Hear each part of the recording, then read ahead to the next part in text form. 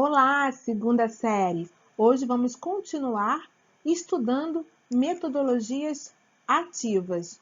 Vamos ver um quadro agora comparativo sobre metodologias ativas e metodologias tradicionais. Vimos no vídeo anterior o conceito das práticas chamadas metodologias ativas. Mas vamos ver agora qual a diferença entre práticas ativas e práticas tradicionais? Pegamos uma imagem de internet onde há um quadro comparativo entre essas duas práticas. Nós temos primeiro a metodologia tradicional e ao lado a metodologia ativa.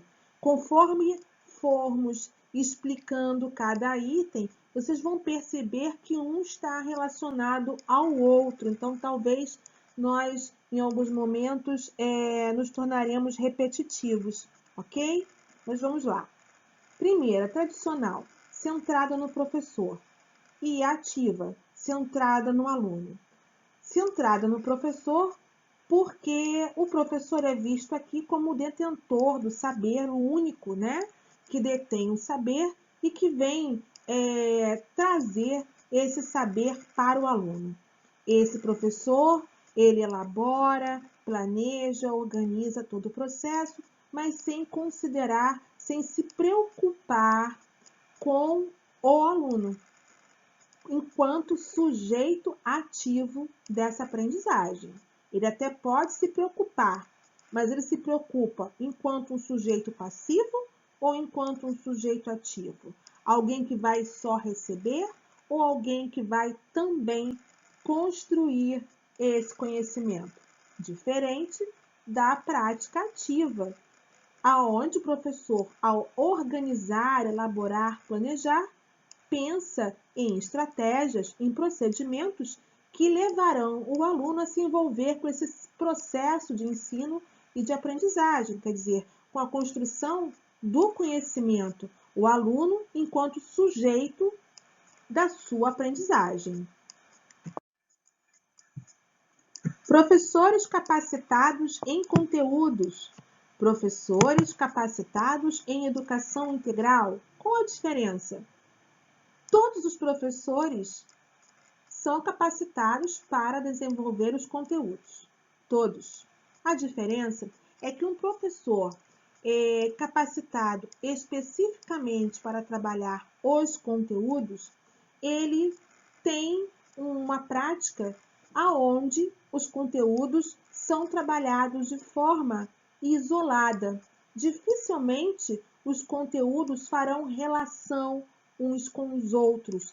Exemplo, eu estou estudando animais mamíferos e junto a esse conteúdo, se eu for um professor que trabalhe só o conteúdo, eu vou me deter no conceito de animais mamíferos, as características de animais mamíferos.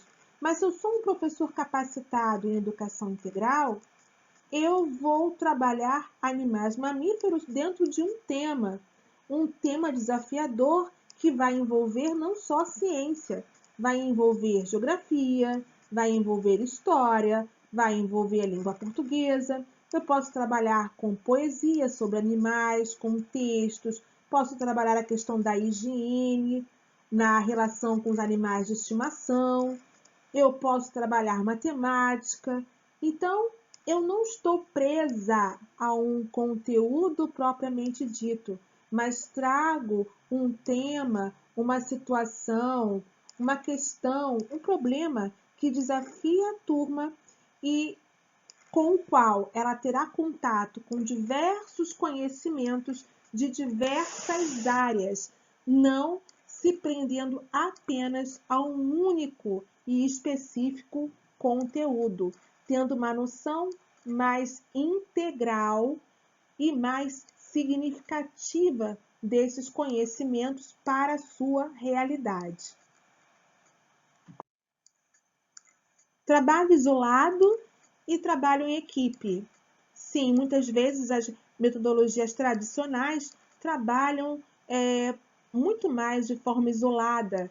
Dificilmente elas propõem os trabalhos em grupos, as trocas.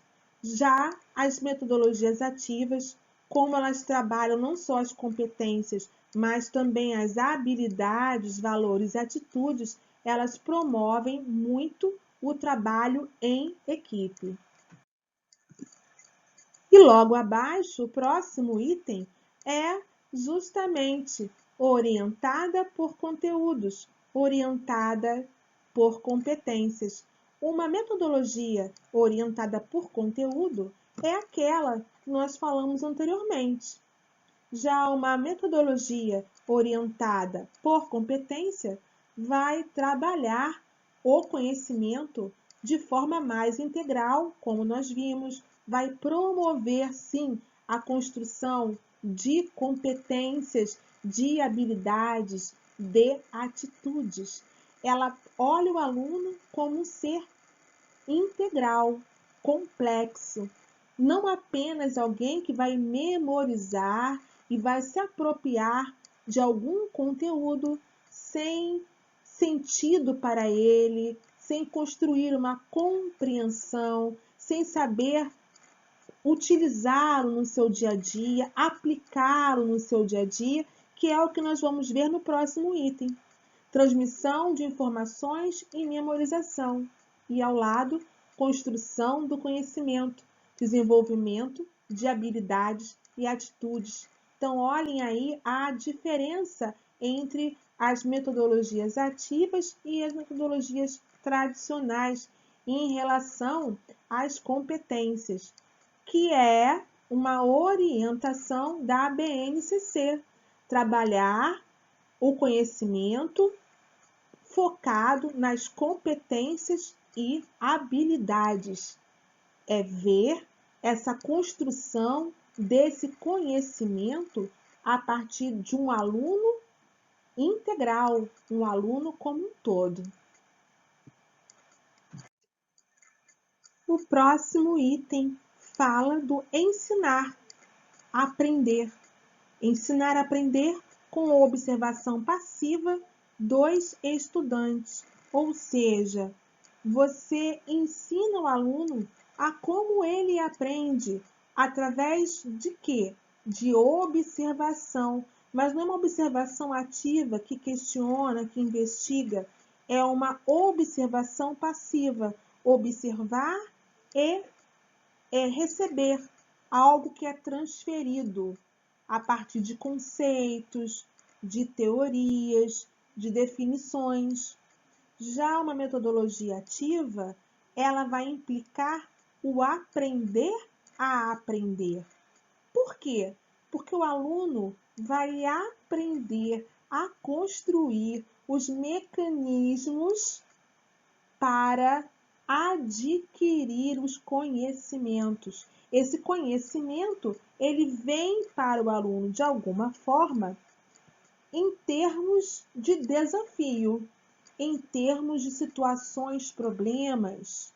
Ele não vem pronto conceitualmente, ele vem numa investigação aonde o aluno faz um trabalho também intelectual, porque ele começa a pesquisar e a organizar os conhecimentos que ele já tem, né, anteriores aos que ele começa a descobrir, e nessa interação, nessa relação que ele vai fazendo sobre os conhecimentos e também através dos procedimentos que ele vai desenvolvendo, a pesquisa, a observação, o registro, a leitura, a troca, a experimentação com a coordenação, supervisão e orientação dos professores também, ele vai ativamente construindo, ativamente sendo orientado pelo professor e buscando nesse processo organizar as informações que ele vai acumulando.